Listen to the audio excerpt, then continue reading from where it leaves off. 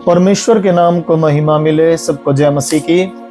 दिए गए समय के लिए मैं प्रभु को धन्यवाद देता हूँ। प्रभु अनुग्रहकारी है, दयालु है। अभी तक उसने संभाला, उसके लिए प्रभु का धन्यवाद। और आप सबके प्रेम और प्रार्थनाओं के लिए भी मैं धन्यवाद देता हूँ।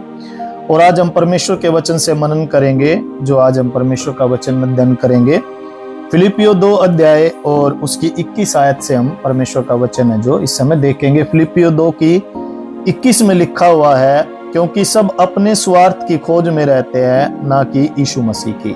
यहाँ पर परमेश्वर का वचन कहता है कि सब अपने स्वार्थ की खोज में है जो रहते हैं, परंतु यीशु मसीह की नहीं। परमेश्वर ने हमें परमेश्वर के राज्य की खोज करने के लिए बुलाया है, लेकिन परमेश्वर यहाँ पर यह कहता है कि सब अपने स्वार्थ, आज हम दुनिया में देखें तो सब अपने स्वार्थ के बारे में, अपने बारे में है जो देखते हैं, यीशु मसीह की खोज में है जो वो परमेश्वर के राज्य की खोज में है जो वो नहीं रहते। उसके विषय में आज हम परमेश्वर का एक और वचन जो है जो देखेंगे कि परमेश्वर का वचन हमसे क्या कहता है।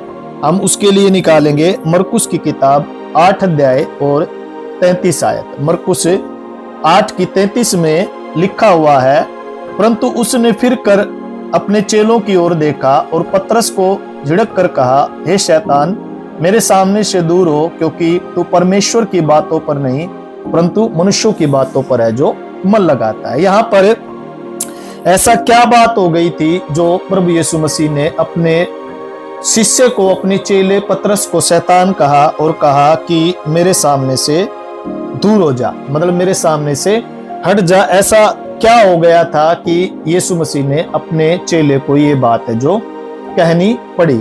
उसका आंसर भी, उसका उत्तर भी हम इसी में देखते हैं, क्योंकि यहाँ पर लिखा हुआ है कि इसी पद में जब हम देखते हैं, यीशु मसीह कहता है कि तेरा मन परमेश्वर में नहीं परंतु अपनी ही बातों में लगा रहता है। यहाँ पर पतरस से प्रभु यीशु मसीह ने कहा कि तेरा मन जो है परमेश्वर की बातों पर नहीं परंतु मनुष्यों की बातों पर है जो लगा रहता है। और पीछे जब हमने फिलिपियो में भी पढ़ा कि वो यीशु मसीह की खोज में नहीं रहते परंतु अपने स्वार्थ की खोज में है जो रहते। ये घटना उस समय की है जब हम यहाँ पर पढ़ते हैं 31 आयत में कि तब वह उन्हें सिखाने लगा कि मनुष्य के पुत्र के लिए उससे है कि वह दुख उठाए, और पुरनी और प्रधान याजक और शास्त्री उसे तुच्छ समझकर मार डाले, और वह 3 दिन के बाद फिर जी उठे। मतलब अपनी मृत्यु के बारे में यहाँ पर यीशु मसीह है जो अपने चेलों से कह रहा है कि वो दुख उठाएगा और तीसरे दिन मृतकों में से जी उठेगा और वो मार डाला जाएगा। परंतु यहाँ पर हम पढ़ते हैं उसने यह बात उनसे साफ कह दी थी। इस पर पतरस उसे अलग ले जाकर झिड़कने लगा। मतलब वो पतरस जो प्रभु यीशु मसीह का चेला था, वो यीशु मसीह को अलग ले जाकर झिड़कने लगा कि प्रभु ऐसा न होने पाए, क्योंकि वो परमेश्वर की मर्जी, परमेश्वर की इच्छा को रोकने के लिए है जो ये बातें वो कह रहा था।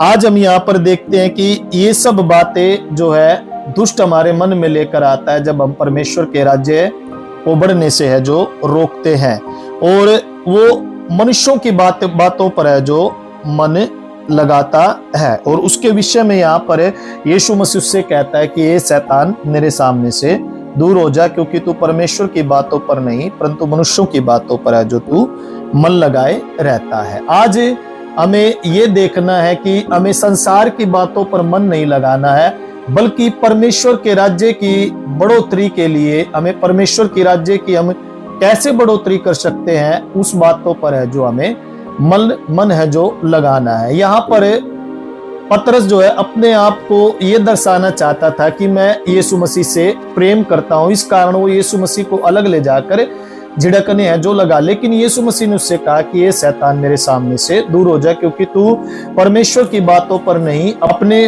बातों पर तू है जो मन लगाता है। आज हमें देखना है मेरे प्रियो कि हम अपनी खुद की मर्जी को पूरा ना करें, आज हम परमेश्वर की मर्जी को पूरा है जो करेंगे। क्योंकि हम देखते हैं यीशु मसीह भी परमेश्वर पिता की मर्जी को पूरा करने के लिए इस संसार में है जो आया था। इसलिए हमें अपने खुद की या संसार की मर्जी को पूरा नहीं करना है, संसार की बातों पर मन नहीं लगाना है, हमें परमेश्वर के राज्य की बातों पर मन लगाना है, परमेश्वर के राज्य को है जो हमें बढ़ाना है। और जैसा परमेश्वर का वचन कहता, संसार और उसकी अभिलाषाएं एक दिन मिट जाएगी, क्योंकि पतरस ये चाहता था कि यीशु मसीह सदैव हमारे साथ है जो रहे और उसकी कोई भी हानि ना हो, इसलिए वो यीशु मसीह को अलग ले जाकर उससे ये सब बातें करने लगा। लेकिन जो उद्देश्य था यीशु मसीह का, वो हमारे पापों के लिए बलिदान होने का, इसलिए उसने स्पष्ट कह दिया था कि यीशु मसीह ने कि वो मनुष्यों के हाथों से दुख उठाएगा और तीसरे दिन मृतकों में से वो जो है जी उठेगा। तो आज मैं इस अपने वचन के माध्यम से आप लोगों को यही कहना चाहूंगा कि हमें संसार की बातों पर या अपनी ही बातों पर हमें मन नहीं लगाना। हमें परमेश्वर के राज्य की बढ़ोतरी कैसे हो सकती है, परमेश्वर के राज्य की बढ़ोतरी के लिए हम कैसे इस्तेमाल हो सकते हैं, हमारे द्वारा परमेश्वर का राज्य कैसे बढ़ सकता है, उस पर है जो हमें मन लगाना है, ताकि हम भी पतरस की तरह यीशु मसीह से ये सुनने ना पाए कि ये शैतान मेरे सामने से दूर हो जा। मतलब कितने एक जब प्रभु यीशु मसीह को गुस्सा आया होगा या फिर कितना दुखी होकर वो अपने शिष्य से कह रहा है कि ये शैतान मेरे सामने से दूर हो जाए, क्योंकि पतरस के अंदर ये सब बातें जो है शैतान ने डाली थी। वो परमेश्वर के बढ़ते हुए राज्य को अपनी बातों के द्वारा, अपने मन के द्वारा रोकना चाहता था। आज हमें परमेश्वर के राज्य को बढ़ाना है और उसे इस्तेमाल होना है। तो आइए मैं सब आप लोगों के लिए इस समय प्रार्थना करना चाहूंगा। पिता परमेश्वर, मैं धन्यवाद देता हूँ प्रभु यीशु मसीह के नाम में। कई बार प्रभु हम भी परमेश्वर पिता हालेलुया अपने मन की बातों को प्रभु जी हालेलुया जानकर प्रभु तेरे राज्य को प्रभु हालेलुया हम रोकना चाहते हैं, लेकिन प्रभु परमेश्वर हालेलुया हम अपने स्वार्थ को पूरा ना करने पाए, बल्कि प्रभु तेरे राज्य में प्रभु इस्तेमाल होकर उसे बढ़ाने पाए। प्रभु हम धन्यवाद देते हैं प्रभु, धन्यवाद सुनने वाले हर एक दर्शक के लिए प्रभु मैं आपसे प्रार्थना करना चाहता हूं प्रभु, सबको आशीष दे, सब तेरे राज्य के लिए इस्तेमाल होने पाए। धन्यवाद देते हैं, धन्यवाद के साथ हमारे लिए जीवन दिया उद्धार करता यीशु नाम में हम प्रार्थना मांगते, सुन और ज्ञान कर पिता, आमीन। सो परमेश्वर आप सबको आशीष दे। यदि आप लोग प्रार्थना कराना चाहते हैं तो स्क्रीन के ऊपर एक नंबर दिया गया है, आप उस पर जरूर संपर्क करें, हम आपके लिए जरूर प्रार्थना करेंगे। परमेश्वर आप सबको आशीष दे। God bless you. जय मसीह।